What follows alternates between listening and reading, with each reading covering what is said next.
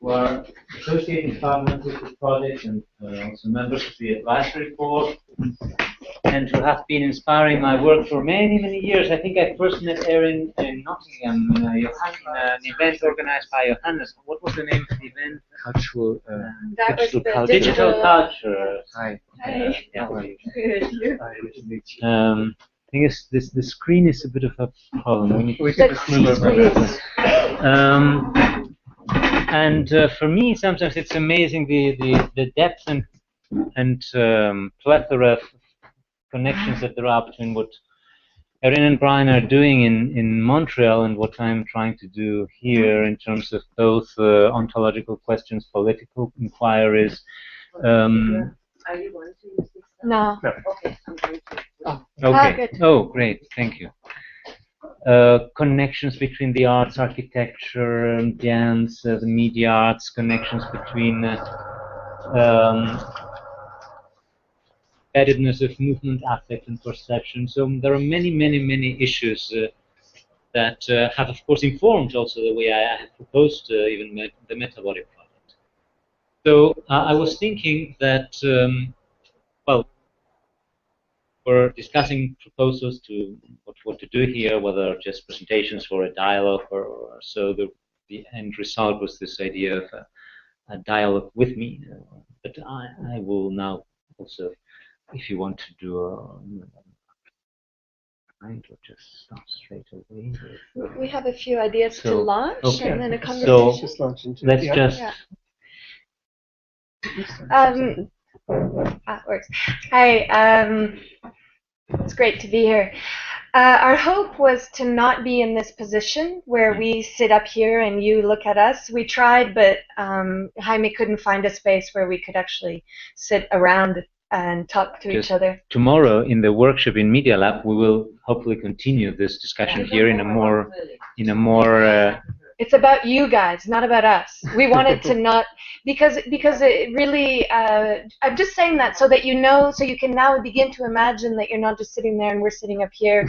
And the reason for that was because we spend too much time doing exactly this kind of thing. And so when Jaime invited us, we wanted to really be in conversation rather than sort of do an exposition of our own work, which we do ourselves anyway. So hopefully today you can see this as a conversation. We don't have a prepared paper. We have a sense of what some of the issues are that mobilize our research around the kinds of questions that Metabody is invested in and how these cross over with the large project that we currently have, which is called the Mediations. One of I guess the main reason that we're associated partners is because Jaime and we came up with a project at exactly the same time, and the university in Montreal didn't believe that we actually had enough hours in the day to do both projects, so they wouldn't support the Metabody one. But we do have enough hours to cross over, so I just wanted to say that. So Brian and I just thought to start, we would touch on something that we perceive as a current, particularly in Europe, around the relationship between art, activism, and capital. And I don't know if it's a current that touches any of you, but it's something that we were put face-to-face with again a couple of weeks ago when we were in Stuttgart for a meeting of philosophers and artists and activists around new ways of conceiving collaboration and Ontolopolitics. And this is a work that is spearheaded to a large extent by Franco Berardi, Bifo, and other contemporary philosophers. And the tendency in this work is to suggest that the only way to combat capital is to stop acting. So given that our whole philosophical, the force behind our philosophical work is based on activity, we thought it might be an interesting place to start to think about what is missed from our opinion, or in our opinion, when we speak directly about activity and capital as though they were both doing the same thing. And hopefully from there we'll get to questions of movement and volition and perception, maybe also then touching, I'd like to then touch on the question of inhibition that came up in the last presentation, because I think it plays well into what we'd like to talk about. Just to give a bit more context to how we're contextualizing and what we saw as a kind of mood in Europe, less so other places, was that there's an idea that capitalism is continually mobilizing us, that there's an imperative to launch into movement, to participate, an imperative to activity, and that power works through that kind of incitation to activity more than through prohibition at this point. So positive incitation to integrate you into these forms of movement and mobilization that keep the capitalist world running. And the response to that is a response that's very powerful, that we've run into many times in our recent trips, is to say that the only way to respond to this is to move to the opposite, which is to inactivate. So there are theories, like, for example, coming from Giorgio Agamben, that the highest potential is the power not to be, the power not to do, because when you're not doing anything in particular, you haven't excluded all of the other possibilities you could have been doing had you not been doing that one particular thing. So there's this idea of a suspension of activity that, in directly political terms, sometimes gets expressed with calls for exodus from that mobilization process. And from our point of view, and from a point of view very similar to the one that Jaime was talking about in his talk, this sort of mistakes action that's very strongly patterned with activity. So part of our project is to have, actually, as opposed to this inactivist philosophy, an activist philosophy that tries to rethink what activity is when you think it in terms of terms that purely have to do with movements relating to each other, the way that Jaime was suggesting in his talk. Feel free to jump in anytime. Oh, yes. And anybody else, really, we have some ideas. I would like to know, yes. What do you mean exactly when you are talking about action? Mm-hmm. Put an example of that brought you the idea that action is related to capitalism and not another thing. Or if it is a concept that came through Greek term, a Latin term, or a particular tradition, or whatever. Yeah. So this way, the whole thing of what we wanted to talk about is in that question. I mean, this is not a view that we share, but we feel that it's not a view that we can ignore, because every time we travel, and we're marking Europe in part because we're here, but because it really feels different right now. So it's that in the last 3-4 years, we've seen a lot of activism around the world in terms of generating emergent collectivities. We had a very, very powerful student strike in Montreal that mobilized really the population of the city, had demonstrations every night for 8 months.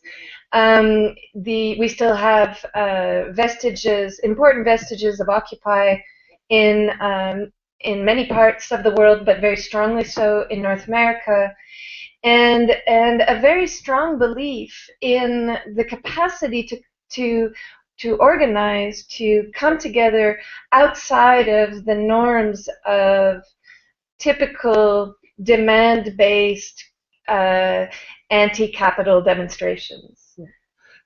And just to give you a bit more, an example or more of a context in what we're responding to, it comes out of theorizations of capitalism that talk about how capitalism is moved beyond kinds of production that are sited and territorialized, like in the factory, and that moved more and more toward generating value through processes of circulation itself. So it relates to all of the rhetoric about informational capitalism, creative capital. And in the old factory-based model, there was a very rigid sequencing of sensory motor actions in a set rhythm to match the rhythm of the machinery and a rhythm of production that was imposed from without. And now the watchword is less to conform in that way to that sensory motor schema, but actually to liberate your actions in a way that is innovatory.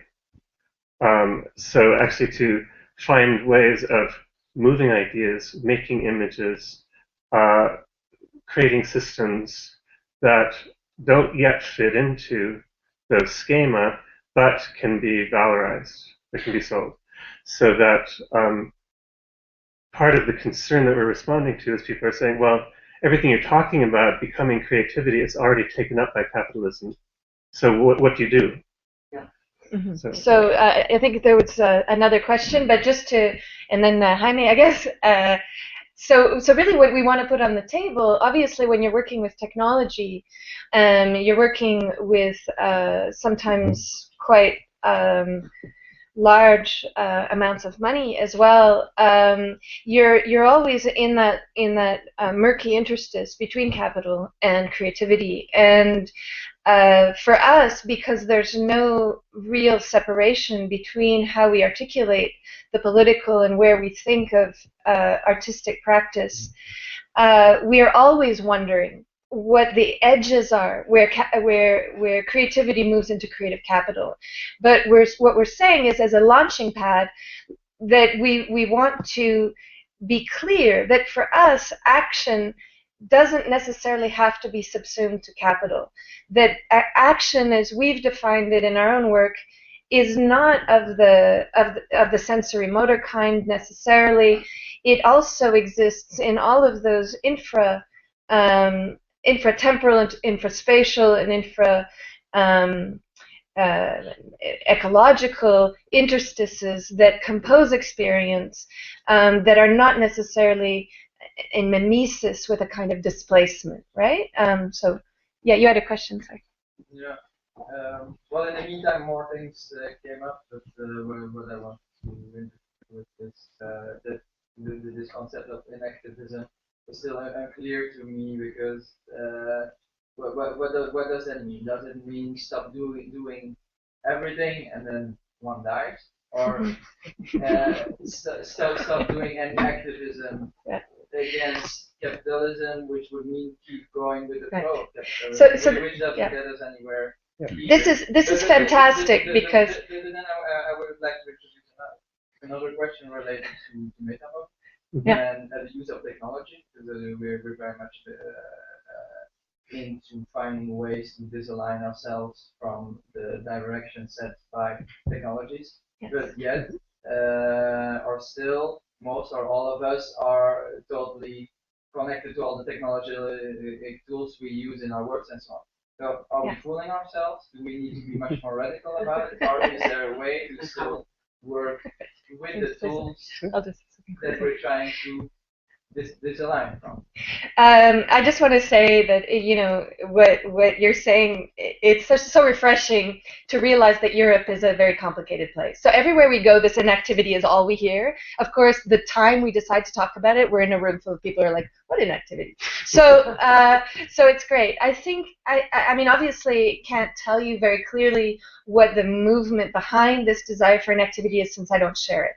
But what I can say is that, you know, I've read Franco Berardi very closely, Bifo, whose a person I respect a lot, whose work drives me crazy, but I understand where it comes from. And his view is really that activism hasn't produced an alter politics that we can live with. And so therefore, since activism hasn't done this kind of work, that we need to better attend to the modes of, the networking modes, including technology, that enervate our bodies and create modes of existence that are not enraptured with these kinds of innovations. I don't follow that point of view, but I think it's worth talking about because even if it's not prevalent in this particular room, it is what has allowed Badiou to become important in a lot of circles, what allowed Agamben to continue to be read very forcefully, certain versions of Zizek to be read, and in our view has also mobilized a kind of apolitical investment that feels, or at least a kind of politics that feels cynical and maybe, well, depressing rather than energizing, right? Yeah, I'm very interested in pointing a certain crossroads which I've always found through you in a way, close. Which is where ontology and politics cross through movement, in the sense that.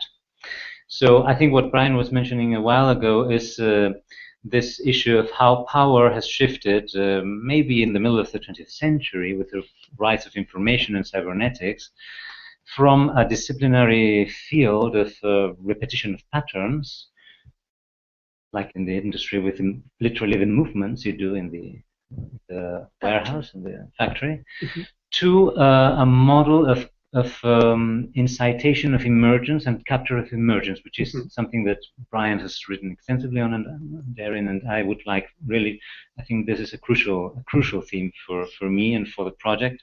How is it that now power doesn't operate only through repeating patterns, but through capturing emergence all the time, which is what I think Brian was referring to in this diffusion of barriers of creativity and creative capital, how creativity becomes capitalized, how does that capitalization happen? And that relates, I think, to precisely how we can think or rethink movement. So the ontology of movement, or movement as being source for an ontology in a way. I think maybe and maybe I'm wrong, but the ground on which this inactivist philosophies may be grounded perhaps is one in which movement is not taken into account as an ontological substrate. Exactly. So what I mean is we need to understand what kinds of movements, i.e. perceptual movements, i.e. engineerings of perception, are accounting for capitalization of emergence. So the kinds of perceptual engineering I was mentioning in my talk is precisely not something that is nowadays generally taken into account in any political agenda that I know so far. Well, maybe some few people like us think about those things, but not in the political movements I know. I tried to bring these issues in the Occupy movements in Spain, and for some time one could speak about such issues, but then there was no longer this possibility. I was for it, the audience, which get lost. Okay. So you have to come back to common language in order to be understood. From which action, you start with action, and then you switch to movement, and then you switch to concepts that you are familiar with, but not everyone. So I was pleased. Which is the moment then? The moment in which action. Yes. And the discussion on action, and then on movement, and then this ontologies of movement. And there is one point here with somebody. Okay. Me? Yeah, I could speak to that directly because that's really where, Brian, we're going to start. We're not even at our first sentence yet here on our outline. So, and then we can come back because I think you're right. We have to be careful not to go too quickly. And so really we're just throwing this idea out there, or this problem that we're seeing around inactivism. It's not really what we want to talk about. It's just thinking, about the alignments between art and activism, politics, and capital, and to what degree it's still possible to think of artistic practice of all kinds as being able to mobilize new forms of life, and without those forms of life necessarily being taken over, immediately being captured by capital. So when you hear if you go to any of the large American universities, the very well-known ones, Harvard, Yale, etc., you go on their websites, you'll often see that the new MBA is an MFA, right? So we don't want to underestimate the ways in which contemporary academic culture has taken over the idea of what art can do as part of its machinery. At the same time, we're obviously invested in art as a practice and as a movement, and the way that we're proposing to think this through is, as Jaime was saying, through movement. And so what we're wanting to begin with is this idea that when we speak of action, usually we understand an immediate, very similar to what Jaime was saying this morning, an immediate relationship between a subject and an object. Usually we understand a body having a mission to do something in the world. And so we have very normative ideas of what a body is, of what an object or a world is, how these two connect through pre-existing ideas of space and time. And then, of course, we have a sense of the displacement. So action becomes the vocabulary of the displacement of this kind of activity. And over the last decade, both Brian and I have worked hard to challenge this idea that movement is akin to displacement, suggesting that movement instead be thought more in terms, I think, of what Joel, you were saying around duration. So that, following Bergson's ideas to a large extent, that movement be understood as something that is more that has a more quality and a stronger investment in quality than quantity, that is equally potentializing in its micro efforts as in its macro displacements. But I can give a sort of a simple example of the difference between the action and movement and where that can lead. Habit is something that we both write about quite a bit, and Erin talks a lot about walking and then moves that into theorizing about movement and dance. But if you think of a habitual walk, say to the bus stop every day, and you think of that as a kind of robotic sequence of actions that, with a goal to it, you're the subject. To the extent that you have it in you as a habit, you don't have to actually think about it, but you still think of yourself as a subject of that habit. It's my habit, and I'm getting where I need to go, and I have this destination point that's set out. But if you actually did walk robotically, you probably would never get there. You'd trip over trash on the street, or you'd trip over a new crack on the street that appeared from the freezing overnight. If you lived in Montreal. Yeah, you live in Montreal. Or you probably notice that day after day, sometimes you make slight variations. So the habit actually isn't just a sensory motor sequence of pre-given actions leading to one end. It's a field of variation. It's able to adapt itself on the fly as it's executing itself. And where does that adaptation come from? If you avoid tripping, you might do something a little bit like a pirouette. That didn't come. You have to do that too quickly to think and apply your decision to the action, or you fall over. That action came from past action. Other habits resonating, combining with the habit that was ongoing.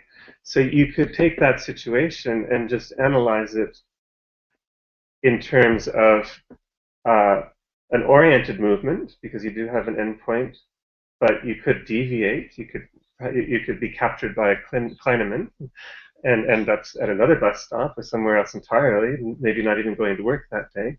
But you could take all those fixed formal elements, defined elements, and then at every point say, well, what would happen or what might happen if instead of your movement relating to that frame, it was relating to movement, to the movement on the periphery of your vision, to the sort of beginnings of movements you feel when you think about a movement, to the other habits you've had.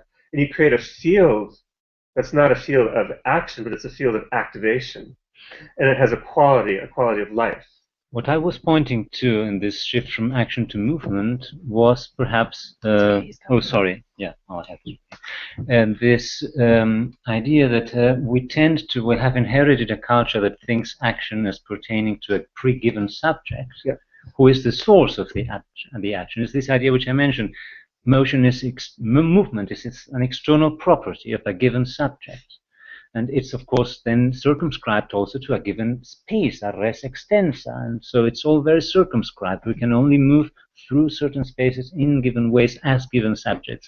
If we rethink movement, now, ontologically, we think not that movement is of things, but movement is, and from it, eventually, the perception of things may emerge, and thingness, or subjectivity, or maybe something else, which is neither nor.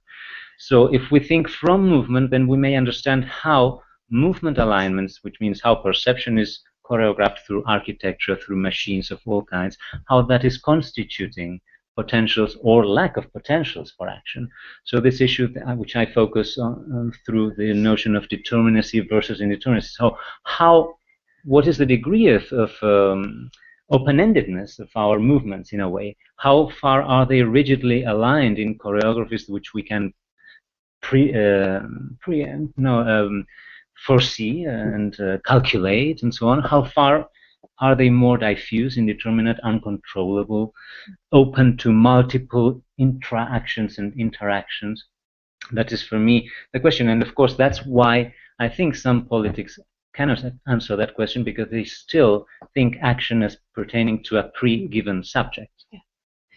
Yeah. So that's why our work has been so involved in trying to challenge the idea that a subject is always at the beginning of experience, and to working with philosophers like Whitehead, like Simondon, like Deleuze and Guattari, Bergson, etc., Spinoza. We've tried to show how movement precedes subjectivity. So you have these moments of identification that are something like this step, or this word, or this encounter, but these are not what structure experience. And that's why also we gave you, I don't know if you read it, but you have it, the text that we wrote on Bill Forsyth's work, because amongst contemporary choreographers, Bill is particularly articulate about how movement doesn't belong to a body.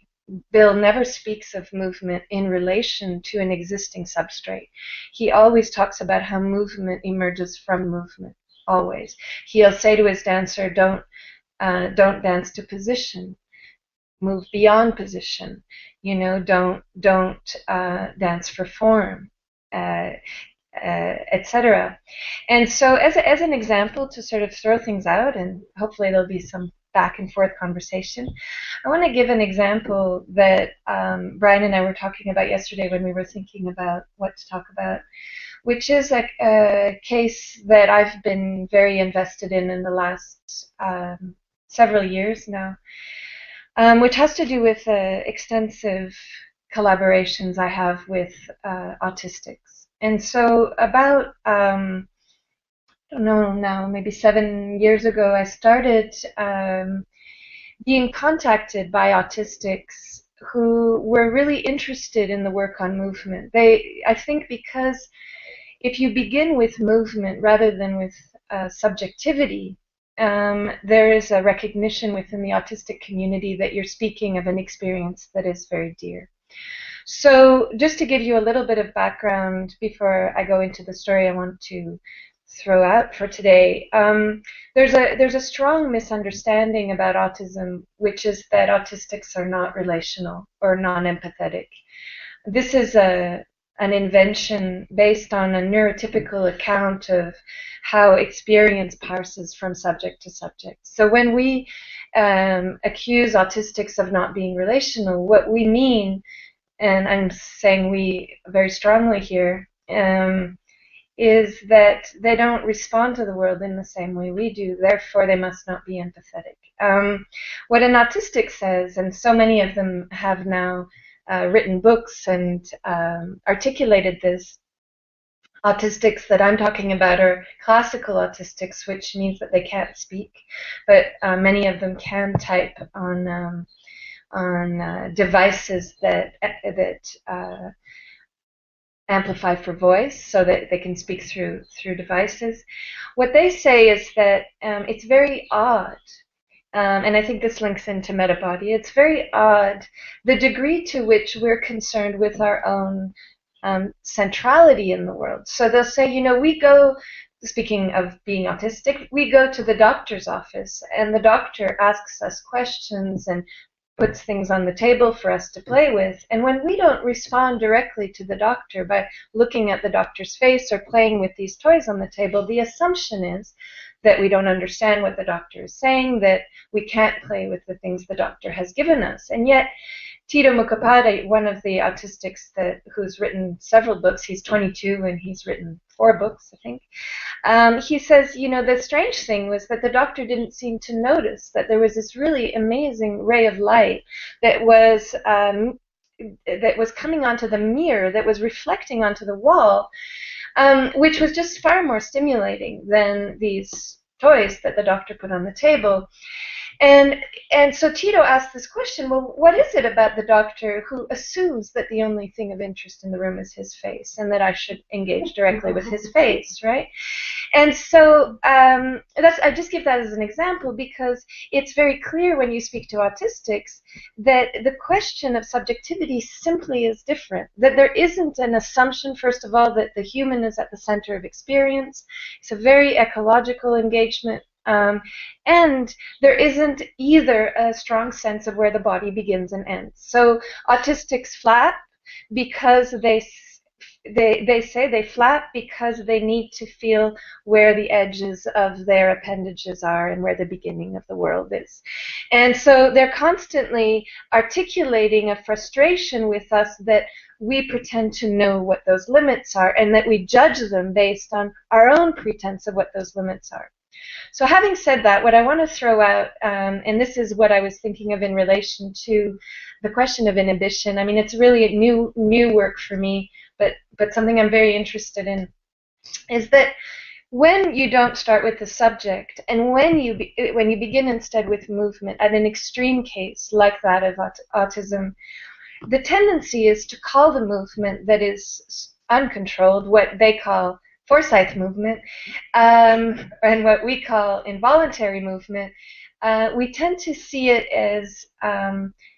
as not being real movement, because the movement of classical autism does not allow them to, because of activation issues and impulse control issues and many other motor issues, does not generally allow them to follow through a structured pathway from for example, the desire to pick up the paper, to picking up the paper, to bring it here. This would not be an easy task for an autistic, which doesn't mean that the autistic couldn't pick up the paper. They just wouldn't pick it up that way. They might sort of fall over to get the paper. They would find other techniques to manage it, dancerly techniques.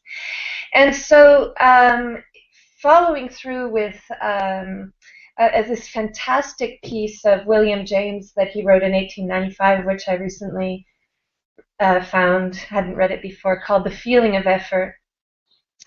I want to put out there that perhaps in our account of what we consider to be agency in movement, so this idea that we have willful capacity to move in the world, and that it's on the basis of that subject-oriented willfulness that we can engage with experience, then in fact something else might be much more interesting, might be at stake, that all of us in some way are touching on in our work, be it with sound or with dance or with technology, which is that there is a whole layer of experience which doesn't operate at the level of inhibition, but operates instead through techniques which are generated through a mixture of choreography and habit. Emergent techniques, I don't mean necessarily learned techniques, that are capable of, that allow certain kinds of movement potential to emerge that we wouldn't necessarily otherwise have access to. Yeah. I'm sorry, I come a little bit from a other historical background. There was an evolution, and I stand in the center of this. I mean, yeah, you can control your movement, and you can realize the subject meditation is your own study in the world. But the processing is a social processing. If we can change this thinking about society, it's impossible to realize anything. Mr. Forsyth can realize some social processing on the stage, but on the other side, he had $1 million budget in Hellerau and blocked some social processing from local dancers. Mm-hmm. And this is the different way to think about our own society and what we do with that. Yeah, I think that's the problem we really wanted to bring up by starting with that sort of introduction about activity and capitalism. Is there some way that this kind of thinking can really effectively be translated into protest or social activism? I think that it already has been in a lot of ways. What I'm saying that, well, first of all, I think I have to go back to the question about complicity. All the examples we give are slight inflections or emergent, sort of relational emergences that come out of a world that's already stratified and structured. So we're not saying throw your machines away. We're saying love them differently, right? Saying inhabit that complicity, but maybe inhabit it in a way that creates emergent effects. Now you can have a. Well, just let me finish my thought. Let him finish.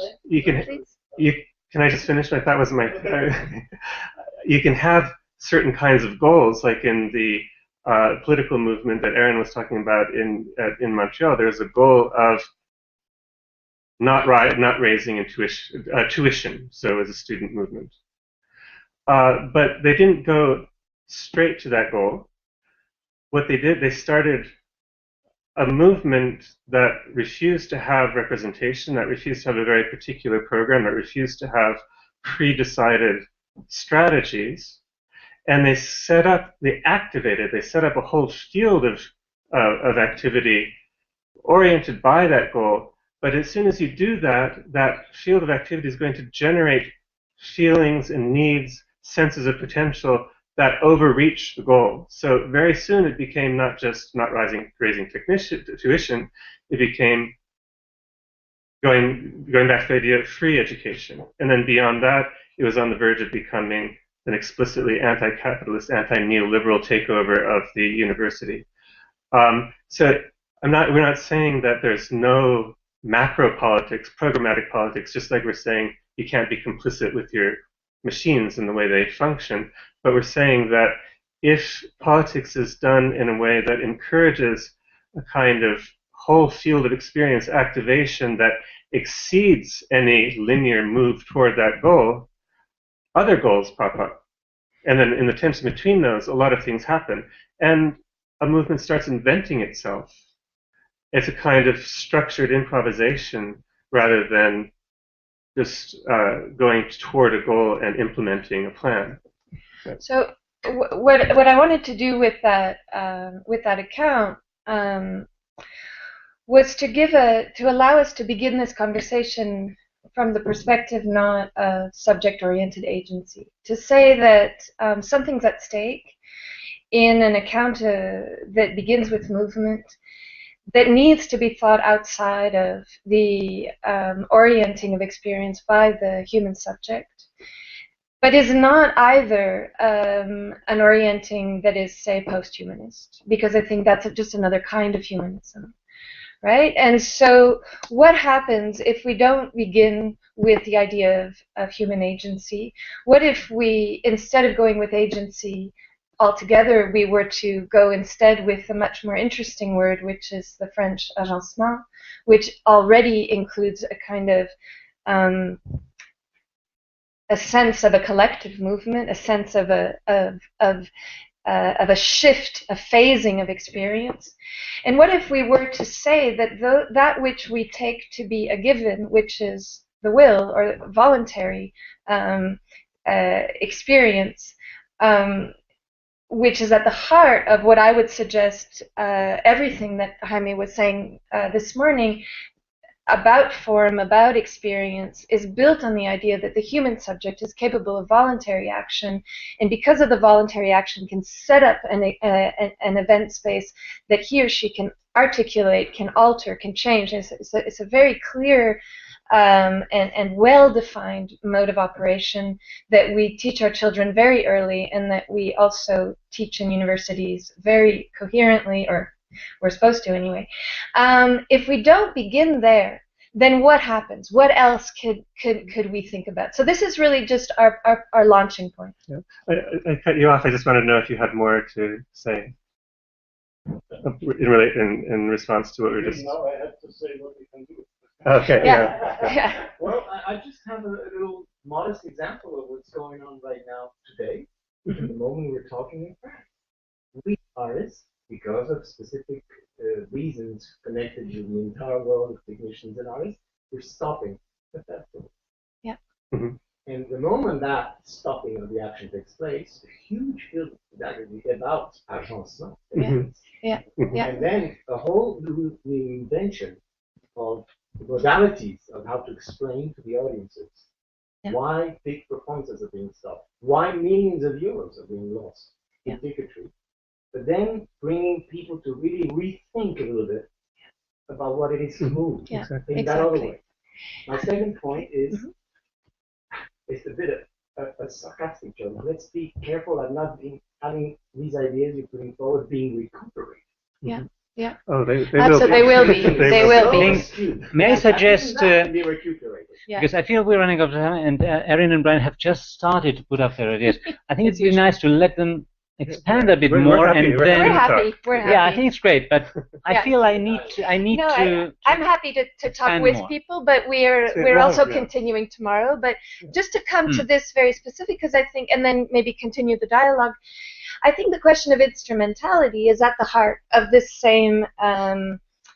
I think of it recently as a first identity politics. Think of neurotypicality as a first identity politics. Neurotypicality understands agency as volitional, and in recent years, of course, is attached to the idea that there are certain forms of knowledge that are worthwhile and other forms of knowledge which aren't. And we know very well where we're positioned, except for those of us who can make software that may be taken over by industry. For the most part, what we're doing is completely irrelevant, and there will be an attempt to cut it. I mean, there's no question, I think. But at the same time, what's interesting to me, to talk a little bit about the what else, and I'll just throw this out there, is that other things are happening. And so it is in this kind of these little moments of escape that Jaime was talking about, particularly, strangely enough, in arenas of the world where there's less capital. So we live in a city, Montreal, which is very poor. Comparatively, only 2% of the population in Quebec make more than $120,000 a year. 2%. So it's very. I think the median salary is $30,000. So that's $30,000 is 18,000 euros. So we're talking about a place where we never begin with capital ever. We work. We make art. We work together. We collaborate on the basis of projects, and then we figure out how to fund them, if we fund them. And what we found is that the places that are most in line with this kind of operation tend to also be those where the habit of capital hasn't taken over quite as strongly or has fallen out. So, for example, we have colleagues, very activist colleagues in Portugal, in Spain, in Croatia, in Italy, in Brazil, And so one of the things we wanted to jump off toward was the idea that there may be a way to think about alter politics that are not anti-capitalist in the sense that they're not necessarily pretending that you can just walk out of capitalism, but that are not allowing themselves to be taken over in full attunements with capital. Yeah, I just wanted to go back quickly to the idea of agencement, which in English is translated as assemblage, but that doesn't really get to it because there's much there's a connotation of activity and self-activity, self-moving. That's a part of agencement. But in the example Erin used of the autistic picking up the piece of paper and not being able to do what we call a voluntary movement of going straight to the point and getting it, there's a kind of indirect movement that relays into a different form of movement, into touch, and sort of prompts the body to move into a movement that moves itself. For whatever reason it works, because maybe there's certain associations that had made certain habits that allowed that indirect approach to become a movement towards something specifically. But that idea of prompting a self-organizing movement, a movement that moves itself, is a model that we might be able to think of. And I think that's very much a part of improvisational techniques in the arts. So we look to the arts as a kind of laboratory, a testing ground for techniques that could become strategies. And I think a project like Metabody has a great deal of potential in that way. But if generations and generations of performers have trained performers, and this morning you say you rather not use the term performance anymore. Well, in terms of your whole scheme of my the dualistic machine, of my work. What happens then to the performer? But Johannes, I don't use it for my work. I'm not condemning you as a performer, so you can do as many performances as you like. We are in a pluralistic framework, which is why sometimes what I try to is to have space for something other than performance. Not excluding performance, but including other things as well. I think that's impossible, Johannes. Maybe let's stay with the conversation. Well, I think we should stay with the conversation. The notion of stop acting, I think you raised it yourself, right? Say more. What do you mean stop acting? No, what we were saying. Oh, stop acting. I thought you meant stop action, like stop action. No, but you're misunderstanding. We weren't supporting not acting. We were saying that it's a tendency that we're seeing politically in Europe at the moment, in political theory, particularly. In political theory and academic theory, yes, but it's not possible. Oh no! We're not saying it's possible. It's not possible, but it's actually very present in activist circles, which is what's bothering us, and in art. Yeah, but Johannes, come on, it's all over the dance scene, you know. But I think part of one of the ideas, I was talking about that prompted self-organization, but I think something can often also arise out of the tension between different practices that maybe isn't contained in any one practice, but then might have a feedback effect on one of them. So we're not saying stop anything. We're not saying stop performing. I don't think Jaime is saying that either. He's saying he's exploring in his work another direction. But what might happen between his direction and performance? Something new might occur to people who are doing the performance. I suppose if I may clarify, my interest in asking your notion of structured improvisation, letting or prompting movement to organize itself. What does this mean in regard to the notion of training? Mm-hmm. Can you, for example, maybe Erin, you were thinking of a short and negligible period of European concept dance. How would you train concept dance? Yeah.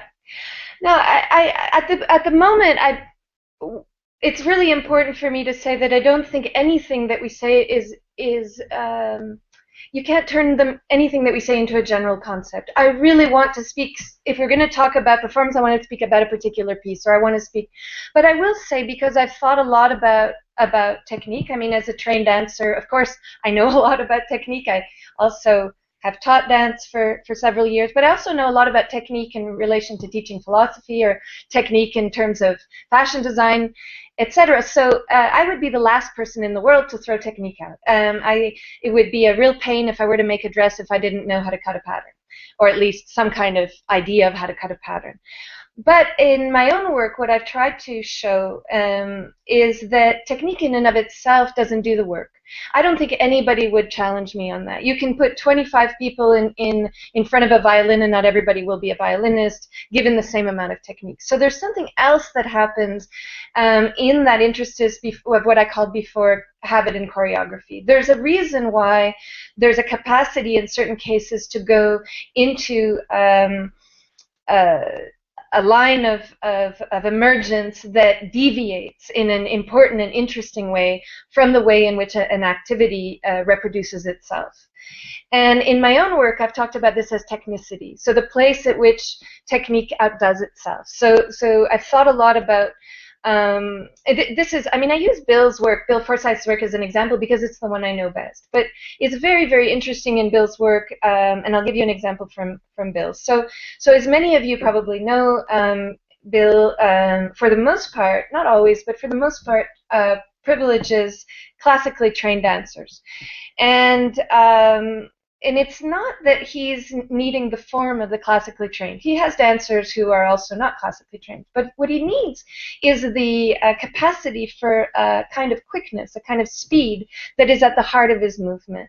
A classically trained dancer has a capacity for a kind of visual proprioceptive counting of movement, which is very particular, which has to do with an ability also to move movement to another part of the body. But of course, if anybody knows Bill's work, the classically trained dancer cannot necessarily do Bill's movement. I mean, he was just in Boston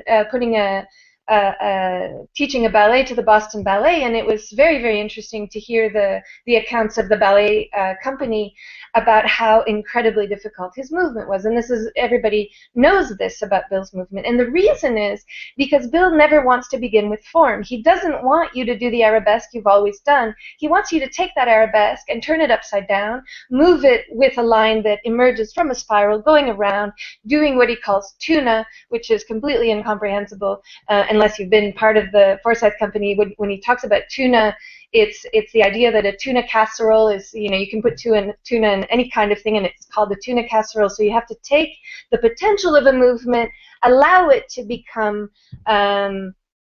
activated in a collective, in an ecology, see where the movement moves, move it beyond position, and then he finds all kinds of techniques to alter it. So I'm giving this example as an example of how you take technique toward technicity.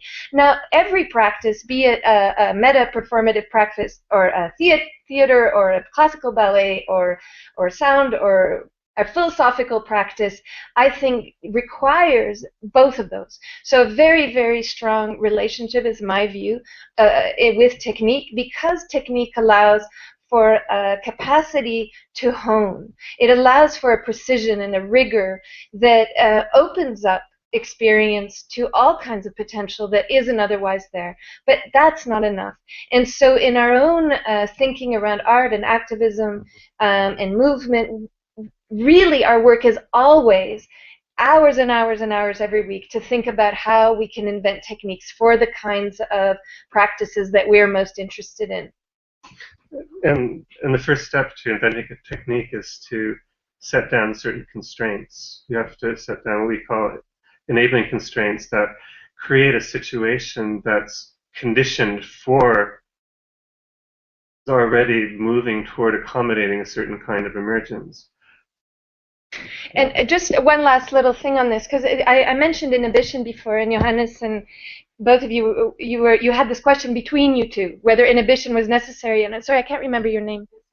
Michelle. And Michelle, Johannes was saying, well, maybe Michelle likes the inhibition, and you didn't kind of resolve that. But the reason that interests me in relation to the idea of an enabling constraint is because in 1895, when William James writes this amazing essay called The Feeling of Effort, he's asking this question of how it is that we might know something like effort.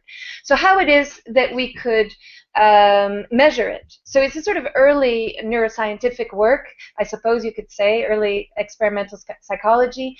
And he goes into the sensory motor schema to see whether effort can be measured. So he says, you know, maybe if you push a chair, you can match or somehow find the effort in the muscle of the arm or whatever.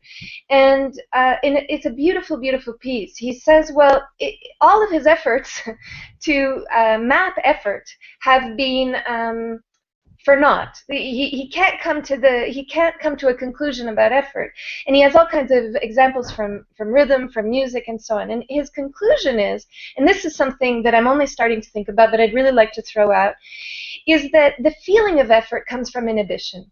So when you have an autistic, that's why I was telling the story beforehand. When you have an autistic for whom maybe 95% of movement is something we might call involuntary, which means that the movement is constantly active in a way that is not directly leading to an action that has a trajectory. What is really interesting is that autistics say there's no effort.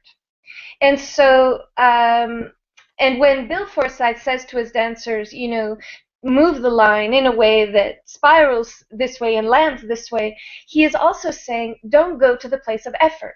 Don't go to the activation of a form. Go somewhere else. And so what's interesting to me, or you know, sort of a provocation that I'd like to throw out, is that maybe what we need to do, rather than creating techniques for inhibition, which are very, very much techniques that are part of a notion of agency that begins with will. I will not do this. Very, very. How early do we start to tell our children, do not pick up the apple from the table, don't play with don't whatever. If we don't begin with inhibition and we begin instead with an enabling constraint, what could be the constraint that wasn't directly an inhibition? This is perhaps one way to begin to think about a more complex notion of a suspension of activity that wasn't an inactivity. I was wondering whether we could rethink the issue of the constraint in terms of emergent conditions for things, because if we think, I've sometimes spoken of this notion of transaction by Gilbert Simondon, which implies that an activity generates its own conditions. You cannot judge it according to given conditions. So an emergent process generates its own emergent conditions and therefore its own emergent values. Which connects now even to the issue of nihilism, Nietzsche. And if you are always judging things according to the values you already had, you are condemning that thing to stay within a given field of possibilities. Whether if it's open to emergent conditions, then it cannot be a constraint. It's just an emergent condition. Then I wonder how to relate this to the issue of what kinds of politics and aesthetical political paradigms one could play with if we change from this notion of the agency of a given subject that can only work within the context, the content of the frame of perception, whereas as opposed to thinking movement as an emergent process of emergent perceptions that allows us to work not only within what's within the framework of the perspectival window, but undoing the perspectival window and generating other modes of perception. That's what I refer to as a metaformance. So this ongoing process of emergent proprioceptions that never necessarily congeal or become actualized in a particular mode of perception, but are always emerging. And never differentiating categorically proprioception from perception, since proprioception is always expanded, it's always perception itself. So working on this might be. That raises a lot of questions. Proprioception, I think, is fascinating. It's one of my favorite topics. Maybe we can talk more about it tomorrow. But going back to just very, very quickly to that the fundamental question you raised about how we can think of this politically. I think one of the implications, even though it's not yet an answer, is that the politics coming out is not going to be a politics of consensus or harmony in the first instance. It's going to be a politics of dissensus and intensification. In that model of Simondon's, the process conditions itself because there's a kind of impulse, an energization, because there's a tension between, for example, to give really simple examples, between different concentrations in a solution, and then there's a tension, and then a process conditions itself that ends up becoming a crystal. But his point is that there's a tension that, because of the difference in levels, the difference in scales, the difference in intensities in a field, it energizes something. Something can't yet happen, but something has to happen because the tension has to resolve itself into something, and it resolves itself into the self-conditioning of a process of emergence. So you could apply that to politics and say that what we're not looking for in the first instance is agreement. We're not looking to have people adhere to a program. We're interested in bringing people together with all of the differences and the tensions, but in a way that what comes out self-conditions towards certain kinds of emergences. Yeah, I was thinking in this sense then another of the problems with thinking politics in that respect is that if we think of people as already constituted subjects, then the multiplicity that we have to hold is already given, and there's this clash of, confrontation of politics. Whereas if we think of emergent processes and emergent conditions, for me, it's more about generating conditions for indeterminacy, which means multiplicities which are not yet defined, multiplicities which are emerging. So how to generate ecologies, how to afford ecologies for multiplicities which are not yet defined, would be for me a question. And that comes out of the difference. It comes in between, and what happens between, and what else can happen between. It's difficult to think that, how to work on that without working on perception itself, on how relationalities and movements themselves are. This would be so great if in the front. Yes. Because after somebody 5 minutes. Certainly. We need to have a 5-minute coffee break. But so we invite you to come tomorrow to the workshop and continue this discussion. We have to decide a time yet for it. 2 o'clock during lunchtime. Okay, good. After lunch. We have a catering. Yes. I would have loved if you could have, earlier, you just said you were doing something as a filtration. For my clear understanding, can you give me a concrete example about that? Which? I may ask you. Yeah, but which example? Sorry. The last thing you said. Oh yes, about the techniques. Yeah. Well, I don't like to plug our book, but Brian and I just finished a book. Okay, let's have a break. And the reason that I say that, Brian and I wrote what should have been a 5-page piece, and it turned into an 80-page piece. So I have to tell you that it's a bit torturous. It's but it is one of the few places where we talked in detail about the kinds of techniques that we've invented over the years and where they failed, because for us the question of a technique, I'll just give you a quick example. This year we were trying to figure out what a technique might be for the creation of an anarchive. So we've been thinking a lot about what would be a mode of archiving that would be very engaged with the anarchy in the archive from the very beginning. So rather than thinking about making a practice that is always already about its own documentation, which we're all very well trained to do, what would a practice be that didn't know how to document itself beforehand? And just have to hold Brand's hand because he wants to pull the microphone away from me. And and so I'll have to go like that.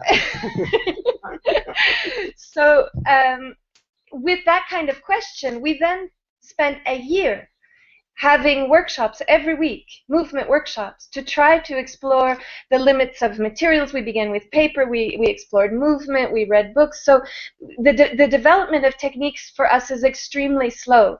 But we try to do it in as many registers as possible so that we don't take for granted that language is the way in which a technique will elaborate itself. And a year in, I think what we got to after a year's work is the idea of a kind of immanent editing. So where we're realizing that an event, be it a performance event, this can operate across very, very many different things, because we'll try out different tendencies. We had a street opera. We'll do dance events. We'll have art events. We'll have philosophy events. The one thing that we found through this exploration this year was that what might be worth exploring further was an idea of what we ended up calling immanent editing. So the question that we've come to through a year of this exploration is, to what degree does an event, and here I'm thinking of event, it could be as a choreography or whatever, musical performance, to what degree does an event have its own forms of immanent editing? Our tendency as performers or as makers or as writers is to impose the editing process onto an event. But events do have their own durational intensities. But what techniques now do we need to invent to be able to attune to them? So that's an example, but it's sort of complex work. Yeah. I don't know why you wanted to steal it. I was just going to, I think we have to stop now, but yeah. Well, thank you, but we will continue tomorrow, okay?